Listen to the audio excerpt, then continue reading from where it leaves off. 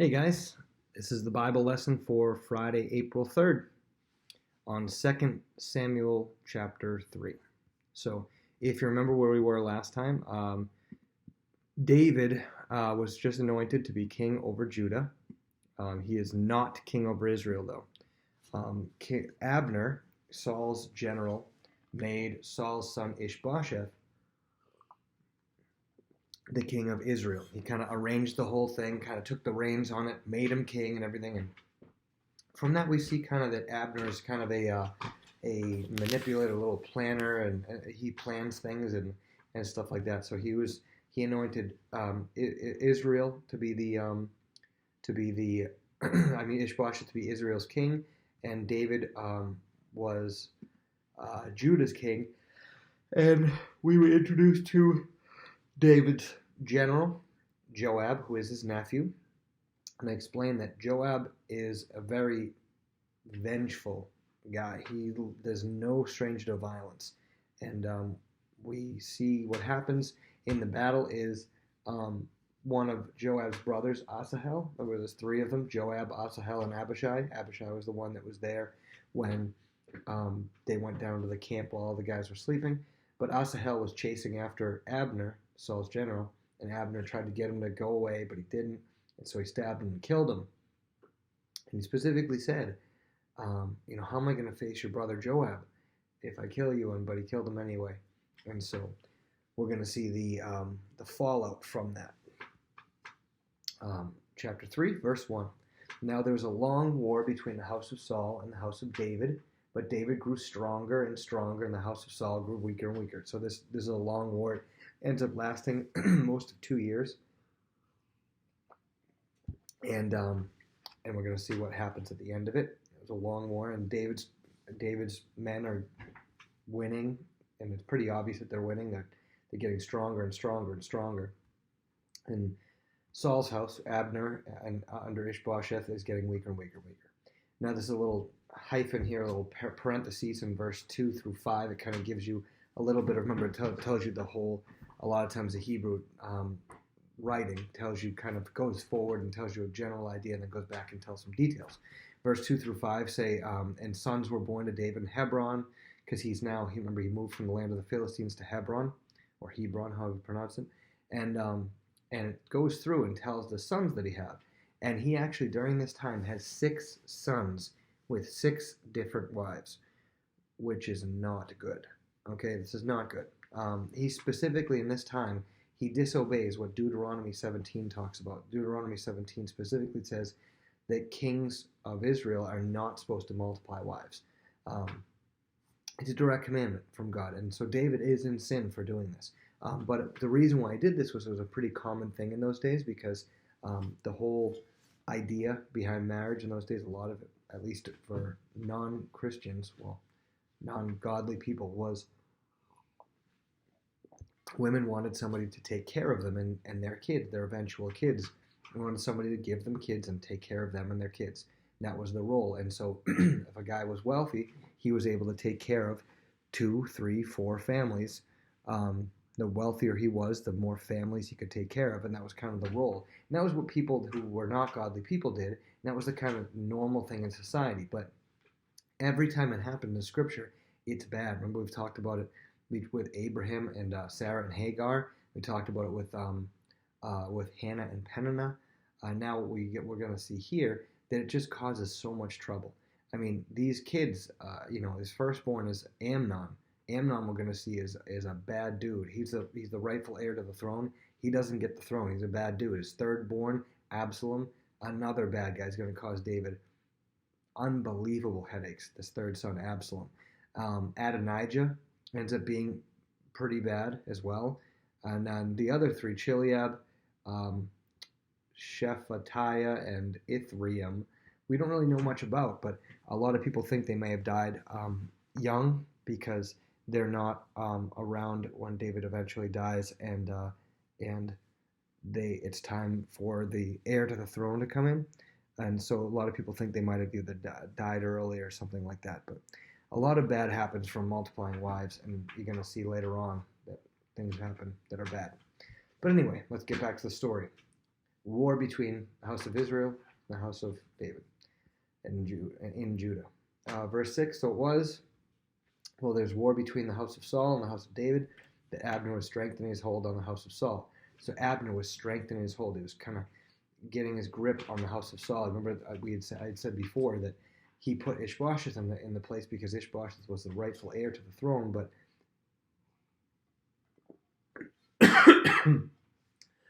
excuse me, just drank it the wrong way. But Ishbosheth was pretty weak. Was a pretty weak son. He's pretty easily manipulatable, if that's a word. And so Abner here is kind of strengthening his hold on it, like kind of like Scar from The Lion King, kind of working behind the scenes. And he says, "Leave and never come back" to Simba early in the movie. And so he's manipulating Ishbosheth, and he's strengthening his hold. He's probably, if I were to guess, I don't have the details, so I'm just guessing here. If I were to, or you can think of Jafar, what he does to the Sultan in Aladdin. If I were to guess, I would probably think Abner would probably be letting his opinion be known to Ishbosheth. Maybe he's making some decisions behind Ishbosheth's back, just a few more. And if Ishbosheth ever questions, hey, why'd you make the? Oh, yes, King. I figured I'd just take that. I don't want to bother you. And he probably was making more and more decisions, eventually getting to the point where he was looking to take over the throne. Problem is, what's happening over these 2-year span? Israel's getting weaker and weaker and weaker. David and Judah are getting stronger and stronger and stronger. So Abner's plan to kind of strengthen his hold on it is kind of not going as well as he would hope, because his kingdom is kind of falling apart, or the kingdom of Israel is kind of falling apart. They're weaker because God's blessing David. God has raised David up to be the king. What happens in verse 7 is, and it says, Saul had a concubine whose name was Ritzpah, the daughter of Aiah.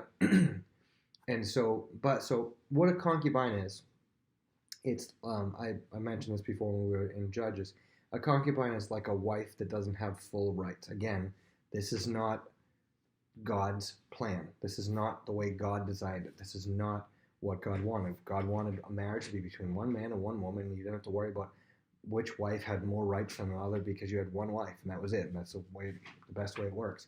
But the society had wives and concubines. Wives would be like full rights, and their children would get full inheritances and stuff like that, where concubines wouldn't be like as full of rights. They wouldn't be as high status wise as wives. Sometimes their kids wouldn't get the full inheritance or any inheritance at all.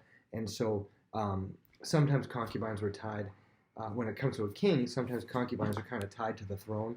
They were associated with the throne. So here, Ishbosheth says to Abner, "Why have you gone into my father's concubine?" What he's talking about here is sometimes when somebody would claim the throne, they could do it a bunch of different ways. When somebody would try to seize the throne and take over the throne, they could do it in multiple different ways. And one of the ways they could do it is basically take one of the king's concubines and say, "This is my wife now," and be like, "This is my wife," and claim her as his own, because she's the wife, she's the concubine of the king, and by him saying she belongs to me now, and it's terrible to say about a person belonging, but again, this was not a time that women had a lot of rights in the world. If anything, God's plan was giving women more rights than anyone. But anyway, this is the way things would work in society. It's not what God designed. This is the way things would work in society. So somebody would come up and be like, "This concubine's now my wife, belongs to me," and they were basically, it was a very, very treasonous thing, that there would be a slap in the face of the current king, and it was a challenge to the throne. And the king would respond by, challenging the person. It was usually like a fight to the death type of thing. Somebody couldn't basically be like, "I'm going to take this concubine as my own," and then be like, "Oh my goodness, you're trying to be king," and be like, "Oh, okay, just kidding." Like there was no going back. It was like crossing the Rubicon. When we talked about crossing the Rubicon with Julius Caesar, this was like a crossing the Rubicon type thing. You couldn't come back from this. You had to go all the way and seize the throne or die trying. So Ishbosheth goes to Abner and says, "You took that concubine of Saul's. It wasn't Ishbosheth's concubine, it was Saul's concubine." And he said, "You took it." And so verse 8, Abner becomes very angry at the words of Ishbosheth. Now he gets very angry. So the most obvious thing, why did he get angry? The most obvious reason would be if it was a lie. It could have been a lie. We don't know if it was the truth or not. If it was a lie, this was a big accusation of somebody. It wasn't just like, hey, did you eat the last cookie? Did you eat the last bag of chips? It wasn't like a little thing like that. This was like a huge treasonous thing. Like, and he accuses him, of taking the concubine, and accuses him of essentially of treason. Like, this is like the worst crime you can be accused of. And Ishbosheth accuses Abner of it, and Abner gets very angry. And so if he didn't do it, it's obvious why he would be angry. But we also know that Abner is strengthening his hold on the throne. So did he actually do it? I don't know. He may have. And if he actually did do it, this would be a strategy by Abner to act insulting and be defensive, especially with somebody weak. If somebody who is a leader, who's strong, senses that somebody's weak and senses that somebody's passive, a lot of times they'll use a lot of emotion, and they'll use loud, and they'll be loud, and because the person who's passive, the person who's not the leader, the passive person, when the aggressive person makes a big aggressive show, they'll oftentimes retreat into their shell, and they'll use a lot of emotion and volume and anger to stir things up. And a person's passive, and they don't like confrontation. They're non-confrontational. They'll go, oh, okay, I'm sorry. It'd be like, let's say a passive person sees the cookies are gone, and they go up to the aggressive person. They say, hey, I didn't mean to. I don't mean to pry, but did you eat the last cookie? And the other person goes, did I eat the last cookie? How dare you accuse me of that? I can't believe that you would accuse me of that. Of all the times and all the things that I've done to you, I'm your friend, and you would accuse me of eating the last cookie? How could you do that? I can't believe. How long have we been friends? How could you accuse me of something like that? What? And like they go on and on. And the non-confrontational person, the passive person, would go, oh, I'm sorry. Now, they didn't notice that the aggressive person never actually answered the question. They just kept saying, how dare you? How could you accuse me of this? How dare you? I thought we were friends. And then if you would have like video of the scene, the aggressive person, they may have eaten the cookie. And they're just acting this way because the passive person's like, oh, I'm sorry. And they end up apologizing for even asking them, which isn't a big deal. So that's a very common interaction exchange between a passive non-confrontational person and a type A confrontational person. So this very well may be what's happening here. It could be that, number one, Abner is upset at Ishbosheth for accusing him because he didn't do anything. He's like, how could you accuse me? That's awful. How could you accuse me of that? Or he could be like, he could have actually been doing it, strengthening his hand on the throne, because we know he's doing that, at least. And then he's just acting defensive to kind of get out of it. But, so he says to Ishbosheth, am I a dog's head that belongs to Judah? Dog's head meaning like a worthless, thing that's being turned and like controlled by Judah. Today I show loyalty to the house of Saul your father, to his brothers and to his friends, and have not delivered you into the hand of David, and you charge me today with this fault concerning this woman. He says, may God do so to Abner and more also, if I do not do for David as the Lord has sworn to him, to transfer the kingdom from the house of Saul and set up the throne of David over Israel and over Judah from Dan to Beersheba. So Abner basically says, you know what, because you insulted me, I'm now going to go to David's side. I'm leaving Israel. I'm going to David's side. And so in the first one scenario, where he really didn't do anything, he could have been really that insulted and been like, I'm just so insulted that you would do that. I'm just sick of you. I'm going to be on David's side. I'm going to do that. What I think, and this is just me, nobody else might think this. This is just me reading the situation, reading personalities. I wonder if he saw for the last 2 years, David getting stronger and stronger and stronger and stronger, and Saul's house getting weaker and weaker and weaker and weaker. And in the beginning, when he had put Ishbosheth there and tried to control him, he was strengthening his hand on it, he was planning on taking over this vast empire. But every day he sees David getting stronger and stronger and his kingdom getting weaker and weaker. He's like, man, this is terrible. And when Ishbosheth accuses him of this, he uses it as the opportunity to go to David's side, because he can't just one day go, hey, you know what? I'm just going to go to David's side. He's looking for an opportunity to be able to go over there. I wonder if that's the case. And people would do this all the time. If let's say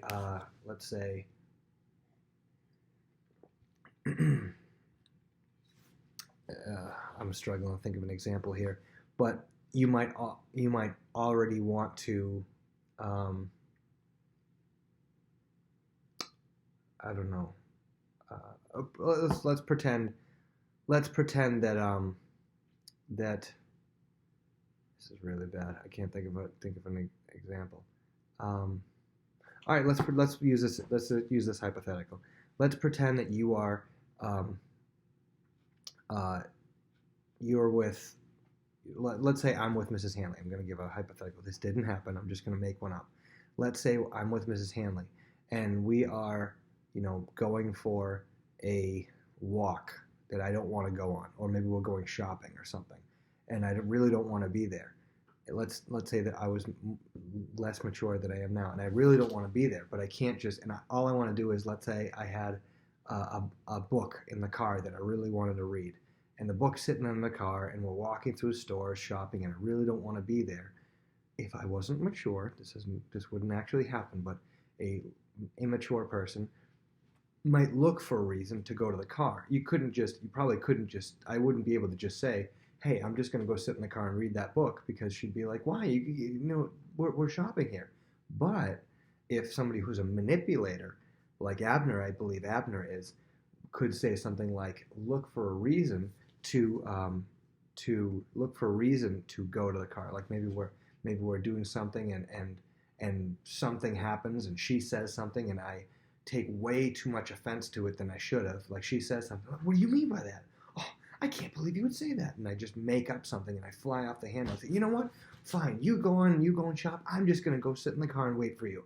And meanwhile, the whole time I was looking for a reason to go to the car to read. Now again, I'm not saying that happened. It was just a hypothetical scenario that would happen, where somebody was already looking to do something and they're looking for anything they can grasp onto to claim that was the reason. Abner, I wonder if Abner did that here. It doesn't say specifically that it did, but I think it fits his personality. So we see in verse 11 that Ishbosheth, it said, could not answer Abner another word because he feared him. Ishbosheth was afraid of Abner. This shows that Ishbosheth is weak. Verse 12, and Abner sent messengers to David in verse 12 and says to him, asks him to make a covenant with him. And he said, I'll be on your side if you make a covenant with me. Verse 13. Now David has every right to tell Abner, no, get out of here. You had your chance to be on my side, and you decided to take Israel's side, and you are losing now, and you decide now that you want to join my side, now that it's tough over there, you decide now you want to do, well, too bad. He could have done that, but what do we know about David? He's not like that. David is unbelievably forgiving. He's very humble and very, very forgiving, which is a contrast from Joab. Joab is not very forgiving, not very vengeful. He is very vengeful. David is not vengeful. David is very, very forgiving. And so David right away says, great. He says, good, I will make a covenant with you. Abner says, I want to make a covenant with you. I want to be on your side. David says, great. Like he doesn't say, why don't you prove your loyalty to me? Why don't you do this? Why don't you do that? David says, awesome, let's go. Let's make a covenant. But he says to him, can you do one thing for me first? He goes, I will absolutely make a covenant. He goes, can you bring me Michal? Remember, Michal was Saul's daughter, who was his first wife. In the meantime, I don't know if you guys remember, I mentioned this before, while David was on the run for however many years that was, probably 10 years, Saul gave Michal to somebody else to be, paper fell down, to be their wife. He actually gave her to marry somebody else. And so David lost her as a wife. Now, he already has a ton of wives here, but to him, in this unfortunate point of view, he's like, she was my wife first, and so she should be with me, which I agree with, but he shouldn't have the other wives, right? And so,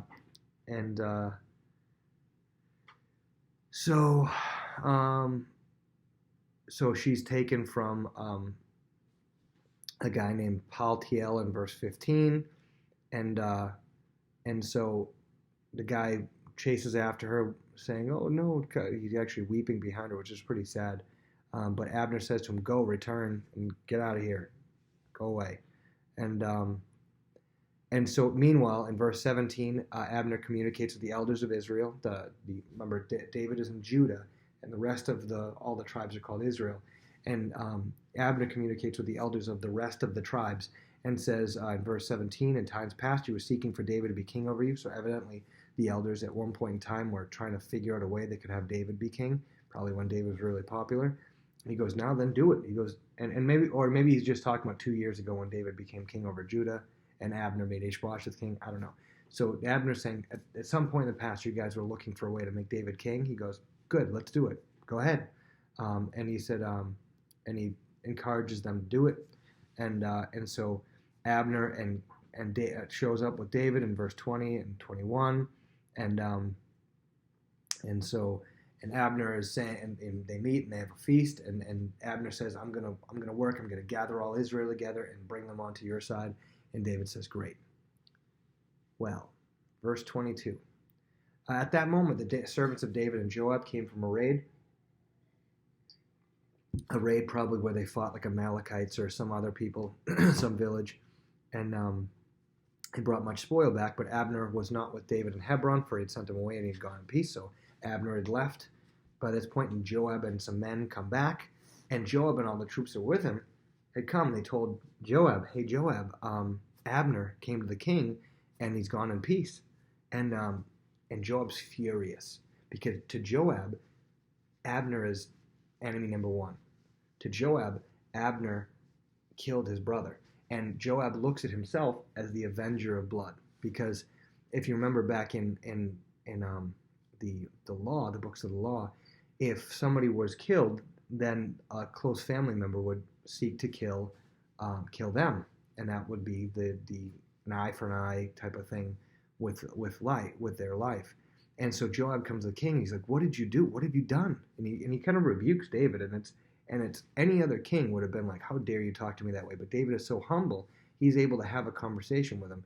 And David doesn't yell at Joab, but Joab's like, "What have you done?" And he accuses Abner of being a spy. He's like, he's really not trying to be on your side. He really doesn't want to make covenant with you. He just come and he's trying to know you're going in, you're coming out, and everything like that, and to basically deceive you. And so, he just flips out, and so Joab left David's presence and sent messengers after Abner, but David didn't know. And so he sends messengers to tell Abner to return. And so the messengers tell Abner, and Abner returns to Hebron. And so when Abner returns to Hebron, listen to this. Joab took him aside in the gate to speak with him privately. Now, interestingly, Hebron was a city of refuge, as laid out in the books of the law. If you guys remember, what is a city of refuge? A city of refuge. If you accidentally killed somebody, or you were guilty of any kind of killing somebody in any kind of way other than premeditated murder. If you you planned out a murder and then you murdered the person, there was no safety for you. You were done. Anything other than that, if you killed somebody, you could escape to one of these 48 cities of refuge spread throughout Israel, and in the city of refuge you would be safe. It's a Levite city, and you'd be safe there so long as you stayed in the city. And it was illegal to kill somebody in a city of refuge. It was illegal to even if you had a claim that you were carrying out justice, you were not allowed to do it in a city of refuge. So Joab comes to Abner and says, "Hey Abner, I want to talk to you. Oh yeah, sure. I'll talk to you." Abner thinking everything's fine because he was told by David, everything's forgiven. We have a covenant. Everything's great. Abner thinks everything's forgiven, and Joab says, "I want to talk to you." And Abner's like, "Oh, okay." Joab's like, why don't we go out here? Oh, okay. He's probably like, it's kind of a bit loud out here. I want to have talk to you, just man to man. Oh, okay, sure. And so he brings him out by the gate outside of the city, and he says, and so he goes to talk to him, and he probably says something like, "I have something to tell you." And when they get outside, he goes and takes a knife and stabs Abner right in the stomach. Joab stabs Abner right in the stomach. Remember I said he was very vengeful. He does not forget. He does not forgive and forget. That is not Joab's way. He takes vengeance, and he stabs him in the stomach, and Abner dies. And that's verse 27. In verse 28, afterward, when David heard it, he said, "My kingdom and I are guiltless before the Lord forever. of the blood of Abner, the son of Ner. David's like, Joab, what are you doing? What are you doing here? And because David wanted to set a good precedent. He wanted to show everyone that he was a forgiving, merciful king. They said, think of it. He's only the king of Judah at this point, and Israel's just starting to come around to the idea of David being king, and he wants to show him that he's a nice guy, that he's merciful, that he's forgiving. Just like, Abraham Lincoln at the end of the Civil War. It was very, very important to Abraham Lincoln for all the guys in the South to basically be forgiven. Some of the people in the North wanted the states of the South and the soldiers of the South to be like put in jail and everything. And Lincoln was not about. He was like, let's forgive them. Let's make sure we help rebuild them, because he wanted a united country. It was very important to Lincoln to have a united States of America, one united nation, rather than and he wanted to break down the walls of the Union and the Confederates as quickly as possible. And the best way to do that was for the Union to be very forgiving to the Confederates. And here David wants to do the same thing. He wants to be very forgiving to them. And so, but then Joab ruins it by taking vengeance on him. And people who don't know might think that it was under David's order. Did you hear what David did? David brought Abner in and claimed that he had a covenant with him, and then when Abner's back was turned, and when Abner wasn't expecting it, he had him killed. And so David announces, "It's not my fault, but I'm not guilty. Let the guilt rest on the house of Joab forever." And it says in verse 30 that Joab and Abishai, his brother, killed Abner. So I guess both of them were involved.